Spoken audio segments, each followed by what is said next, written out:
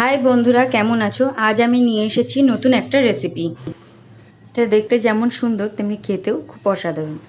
এটার বাইরে থেকে যেমন মুচমুচে, ভিতর থেকে ঠিক ততটাই নরম।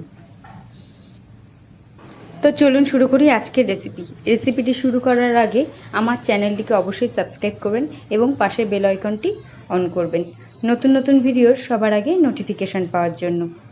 ভিডিওটি ভালো লাগলে লাইক এবং শেয়ার অবশ্যই করবেন। তো চলুন শুরু করি। আমি এখানে একটা বাটিতে 2 কাপ ময়দা নেব।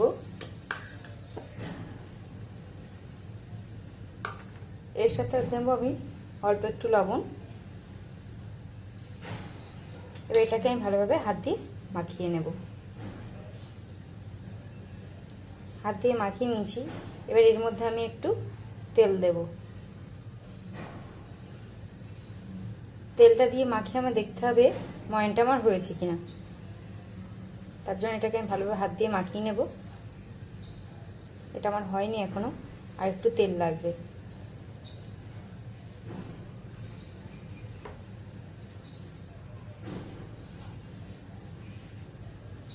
এটাকে ভালোভাবে হাত দিয়ে মাখতে হবে। ময়ানটা হয়েছে কিনা দেখার জন্য আমি তেল দিয়ে ভালো করে মাখার পরে এইটাকে আমি দেখো এবার হয়েছে আমার। দেখো একটা দলা পাকিয়ে যাচ্ছে, তারপর এটা ভেঙে যাচ্ছে। আর একটু তেল লাগবে। এটা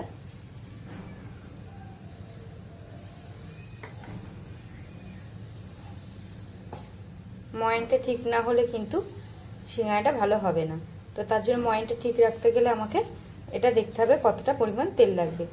আপনারা যেমন ময়দা পরিমাণ নেবে সেইভাবে তেলটা বুঝে নেবেন।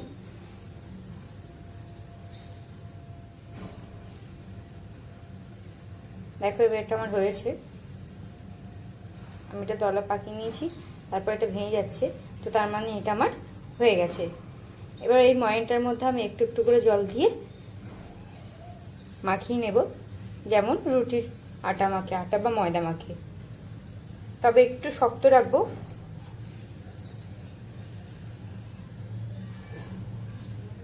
অল্প অল্প জল দিয়ে আমি এটাকে মেখে নেব।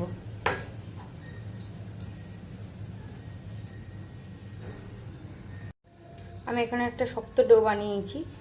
এটা নর্মালি যেমন আটা মাখে রুটি করার জন্য তার থেকে একটু শক্ত হবে। তো এবার এটাকে আমি ঢেকে দিয়ে রাখবো। আমি এখানে একটা পাত্রে একটু সাদা তেল গরম করতে দিয়েছি। তার মধ্যে দিয়ে দেব আমি এখানে কিছুটা জিরে আর একটু হিং নিয়েছি। এটা ফোড়নের জন্য দিয়ে দেব। জিরেটা একটু ভাজা হয়ে গেলে এর মধ্যে দিয়ে দেব আমি গ্রেট করা আদা আর লঙ্কা কুচানো। ঝালটা যে যেমন খাবে সেইভাবে ব্যবহার করবেন। আমি এখানে একটু ঝালটা ব্যবহার করছি বেশি। আমার এটা হয়ে এসেছে।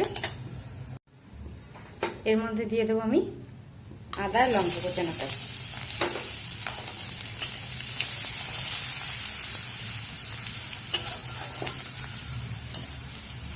এটা আমার দেখো একটু ভাজা ভাজা হয়ে এসেছে। তো এর মধ্যে দিয়ে দেবো এবার একটু আমচুর পাউডার, জিরের গুঁড়ো, লঙ্কার গুঁড়ো, একটু হলুদ গুঁড়ো, আর দেবো স্বাদ মতো লবণ। লঙ্কার গুঁড়োটা আমি যেহেতু কাঁচা লঙ্কা দিয়েছি, তো লঙ্কার গুঁড়োটা অল্প নিয়েছি। আপনারা আপনাদের মতো লঙ্কার গুঁড়ো ব্যবহার করতে পারেন। তো এর মধ্যে দিয়ে আমি এটাকে ভালোভাবে কষে নেব।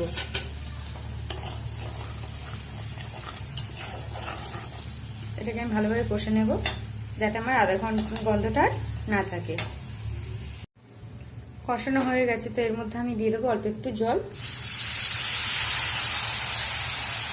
দিয়ে এটাকে আমি ভালোভাবে নাড়াচাড়া করে নেব।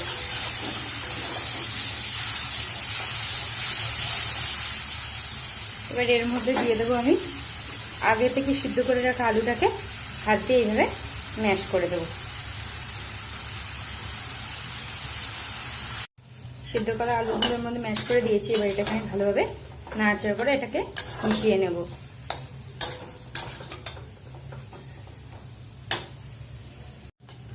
আমি এখানে আলুটা করা হয়ে গেছে, মাখানো হয়ে গেছে দেখো ভালোভাবে। এবার এটাকে আমি একটা পাত্রে দিয়ে দেবো আর ঠান্ডা করতে দেবো কিছুক্ষণের জন্য। আমি একটা পাত্রে ঢেলে নিয়েছি আলুটা, এবার এটাকে ঠান্ডা করতে দেবো কিছুক্ষণের জন্য।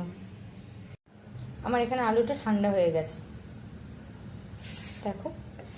তো এবার আমি আগে থেকে যে ডোটা করে রেখে দিয়েছিলাম এটাকে আমি একটা দিয়ে বড় রুটি করে নেবো। একটু মোটা করে করব আর অনেকটাই বড় করব। আমি দেখো এখানে একটা অনেকটা বড় রুটি করে নিয়েছি। এবার এর উপরে আমি আলুটাকে ভালো করে মাখিয়ে দেব।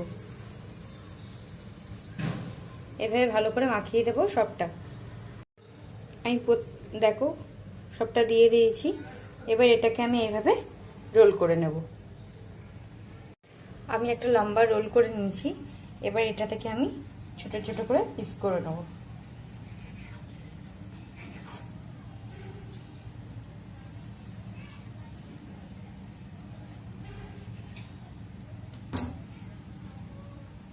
দেখো ছোট করে পিস করে নিয়েছি।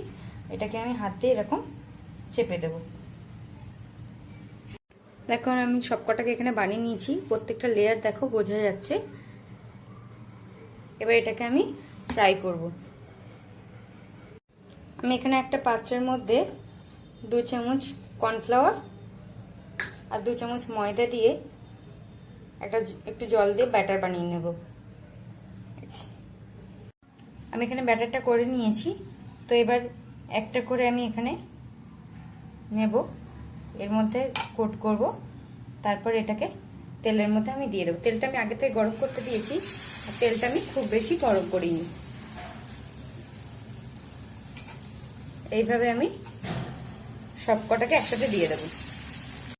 আমি এখানে 5টা দিয়েছি, আমার যেহেতু এখানে সবকটা ধরিনি।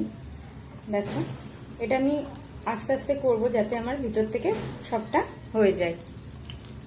তেলটা বেশি গরম হয়ে গেলে কিন্তু এটা ভিতর থেকে বাইরে থেকে হয়ে যাবে, কিন্তু ভিতর থেকে হবে না। তো এবার এটাকে আমি আস্তে করে একটা একটা করে উল্টে দেব। দেখো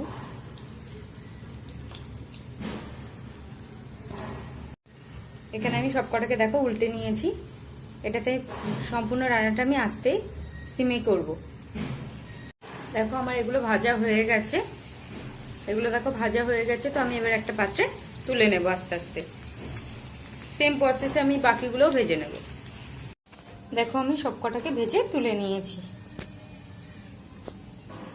এটা বাইরের থেকে খাস্তা, কিন্তু ভিতর থেকে খুব নরম।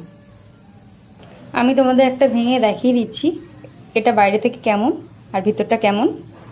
আমার এই ভিডিও যদি আপনাদের ভালো লাগে তাহলে অবশ্যই একটা লাইক করবেন এবং শেয়ার করবেন। ভিডিওটি শুরু করার আগে আমার চ্যানেলটিকে অবশ্যই সাবস্ক্রাইব করবেন এবং পাশের বেল আইকনটি অন করবেন নতুন নতুন ভিডিওর সবার আগে নোটিফিকেশন পাওয়ার জন্য।